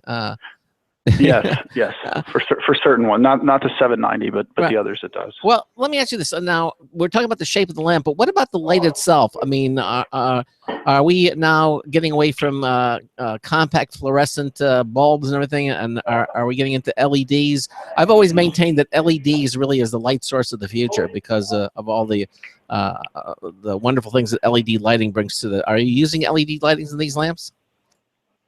Yes, it's all LEDs. All of our task lights are LEDs now. Previously, we did work with CFLs back when that was a newer technology, but we've really moved to LEDs completely, and that's what we plan to continue to do with the line is all LEDs, and potentially even looking at other technologies like OLEDs. But it's certainly I believe that's the direction of the lighting industry, and I mean that's been helped by legislation in many countries as well, moving away from incandescents and now CFLs, and I think LEDs is certainly the future. And there's no the nice thing from a design perspective is there's no restrictions. I mean, it's very easy to design any kind of form around an LED. You have no restriction for a bulb or lamp or shape. It's very malleable in that sense. Yeah, and of course they're very energy efficient as well.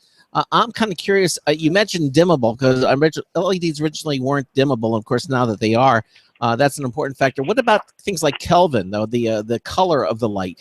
Some LEDs are an intense bright white. Some have a yellowish tinge because they're trying to match the older incandescents. Where does Humanscale stand with the color, the Kelvin of these? Our lights are not as warm as maybe a traditional incandescent, but they're more to that spectrum. So a lot of initial LEDs, I think, were a little too cool from a light, perspective, and almost had a little bit too much blue light, and ours are a little warmer, and that's what we found is I guess our customers' preference in a corporate environment. But what's interesting on the lighting front is we're actually working on technology that would adjust the color temperature throughout the day depending on sunlight patterns.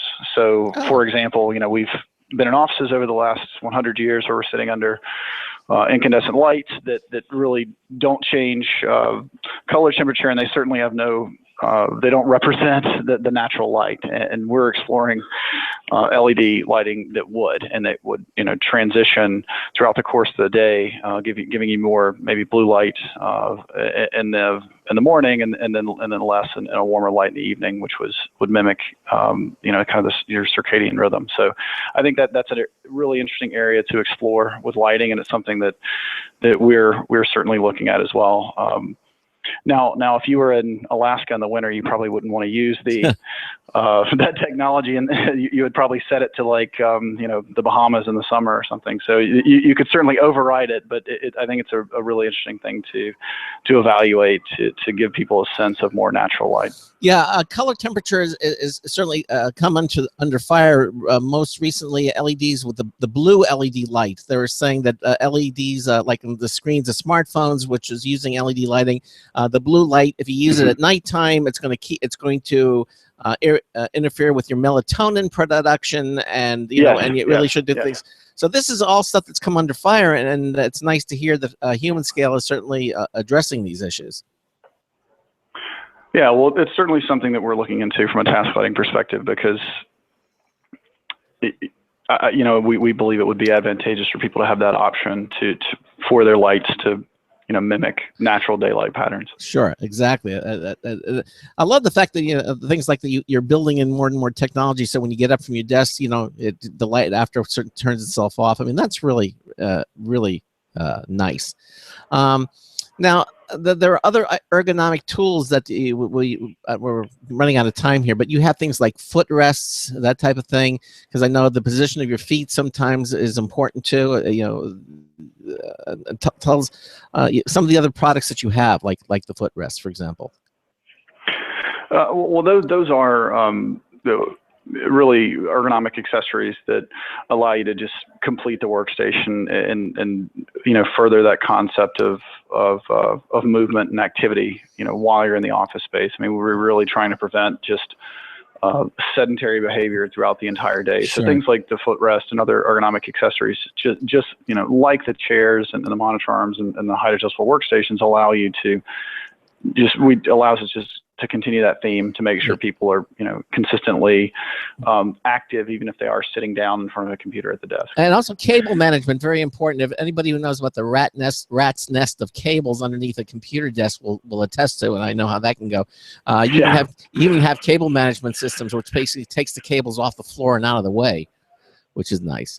Yeah, and something that we literally just came out with this week is it relates to that, and that's a product called M-Connect. And what that product does is it actually combines a docking station, a traditional laptop docking station, into the base of a monitor arm. So if you have a monitor arm and a docking station, those are no longer two separate devices. We can combine those into one and just use a USB to plug right into your laptop and activate all the monitors.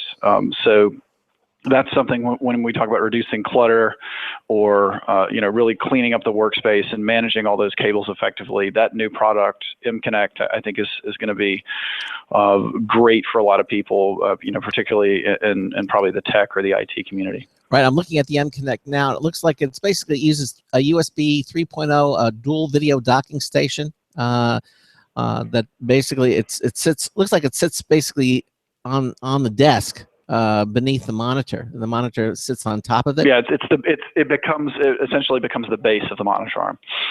And that's strong enough to, or does that clamp down as well onto the table? I'm not sure. It's clamped as well, but the part you can't see is below the desk. So that's the part below the desk is where all the input cables are coming in for the power or your monitors. So it really cleanly and nicely hides a lot of those things that on the docking station were historically on top of your desk.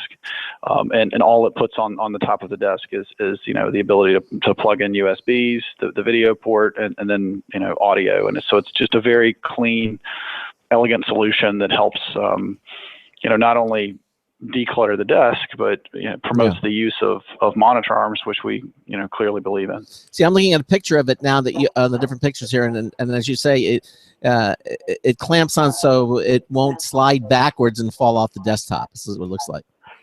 Yes. Exactly. Oh, well, again, I know you have CPU holders. There's all kinds of other ones who I didn't get into.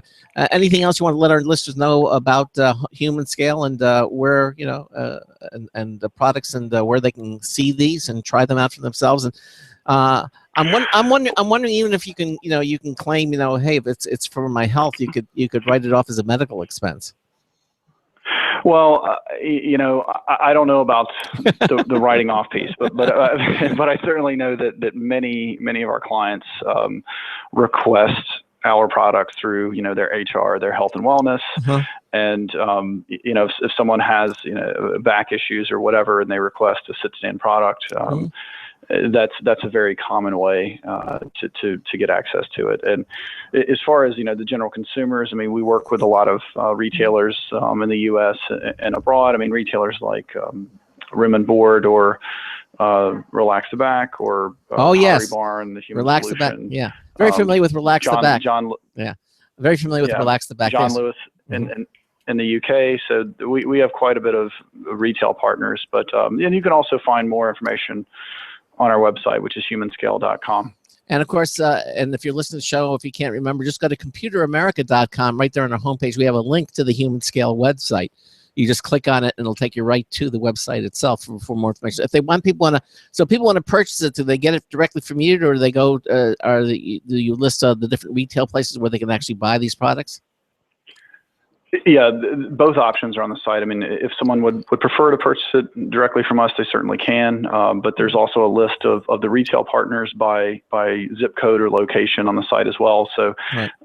If you're in the United States or Canada, there's likely a retail partner that's pretty close to where you live. And you have pricing information on there as well, so you can get a good idea of what these things cost and get a good idea. Yes, we do. Yeah, yes, we do. Exactly. The retail pricing is on the site, so people can have a very good idea of what it costs. Absolutely.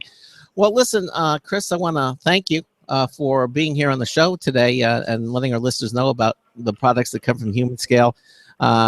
Very interesting, cutting edge technology built into these products, and a lot more coming from you as well. So thank you again for being with us here on Computer America today. I really appreciate it. Yeah. Thank you very much for having me. I really enjoyed it. Thank you. All right, Chris, take care. Bye-bye. Bye. Thank you. Bye. All right, there you go. Again, Humanscale. You can check it out at their website, or again at the Computer America website, Humanscale.com, and check it out for yourself. Whoa, boy, I'll tell you. Their cable management system is better than my bread ties, so that's interesting. Well, you look how they do it. The cable management actually goes through the leg or the arm of the device, of a desk or something, and it makes it look very clean. I can remember how when I used to pull my desk away, and I would look at all the cables and wires and everything. It was like a real rat's nest. And fortunately, I'm for anything that either gets cables out of the way or eliminates the cable altogether. And we're beginning to live in a wireless world. So many things now connect wirelessly. Wi-Fi, Bluetooth, your keyboards, your mouse. All these things can be wireless. So although I know your mouse and your keyboard are wired, but you're a gamer, so you like to have the direct connect. We're weird. Yeah. But again, Humanscale, and check it out for yourself. All right. Now, tomorrow, we're normally going to have Intel scheduled with us. We're actually going to do an Intel show that was played back on November 18th, where we're going to be talking about the Thunderbolt technology. We're going to present that to you again for that show. And then we'll also be, and then of course the day after that, we're going to have Marcel Gagne, our All Linux show. All Linux is one of our more popular segments, as it should be, because Linux, even though it doesn't get as much fanfare, as we've discussed on our Linux shows before, you're using Linux. If you're using Android, you're using Linux. If you use the internet, you use Linux. Linux is a very, very big part of our world, and it's nice to hear from Marcel Gagne, who is so passionate about what Linux is up to, and it's a lot of fun talking about it every third Thursday. Third Thursday of the month. That's right. We dedicate the entire program to the subject of Linux. Of course, Marcel's always a fun guy to talk to. He always has his wine of the month. He's always drinking something. But he never recommends the cheese, so exactly. Useless information.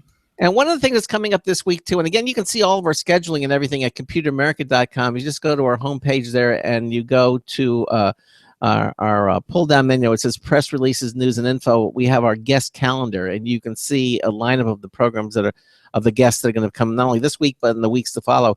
On Friday, we're going to have a company called Nanoleaf on the show. Now, I know we were talking a little bit about LED lighting, and I always said that LED lighting is the future of lighting. I truly believe it is. Well, they've evidently taken it to the next level.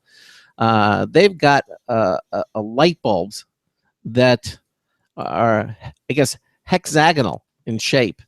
They're made, it looks like little segments, and they have little triads of LEDs on the surface of them. very unusual looking. They're a Red Dot Design Award winner for 2015. They got the Global Efficiency Medal award as well.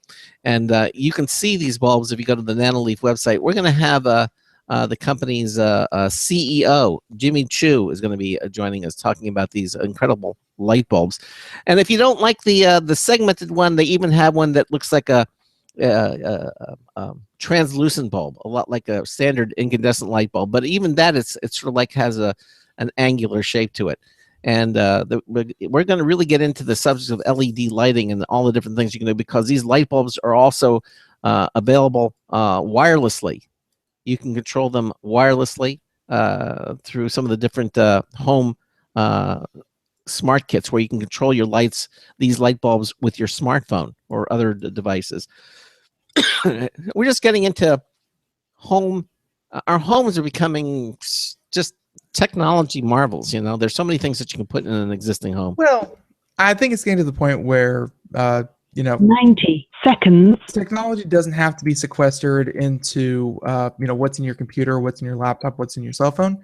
I think a lot of companies are figuring out that, hey, you can put technology in a desk lamp, you can put technology in a fan, you can put technology in just about anything in your lives, and it'll probably make it a little bit more convenient and better.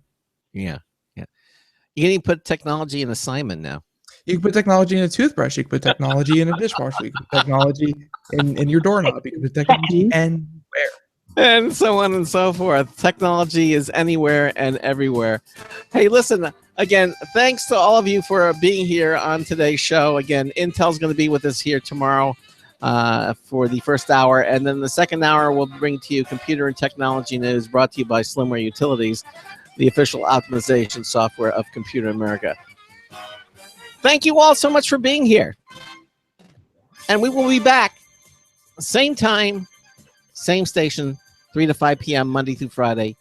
We will see you here. So until tomorrow afternoon, this is Craig Crossman, hoping that your hard disk never becomes floppy. We'll see you tomorrow afternoon. Have a good one, everyone. Bye-bye.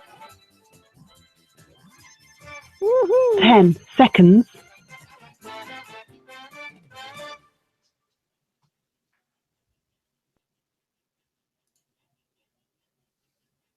Thank you for using Blog Talk Radio. Goodbye.